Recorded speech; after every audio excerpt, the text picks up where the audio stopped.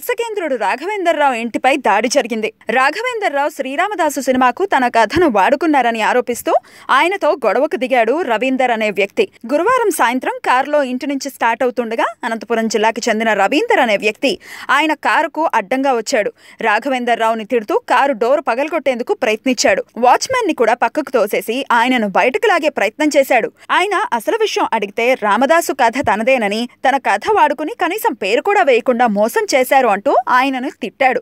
ఈ కథ భారవి ఇచ్చాడంటూ ఆయన చెప్పినా ఆ కుర్రాడు వినిపించుకోకపోవడంతో చేసేది లేక రాఘవేంద్రరావు అక్కడి నుంచి వెళ్లిపోయారు. ఆయన వెళ్లిపోయిన రవీంద్ర మాత్రం ఆగలేదు. రాడ్ తీసుకుని ఆయన ఇంట్లోకి వెళ్లి అక్కడున్న ఆడి, బెంజ్, శాంట్రో కార్లను ధ్వంసం చేసి అడ్డుకోబోయిన వాచ్మెన్ ని కూడా దాడి చేశాడు.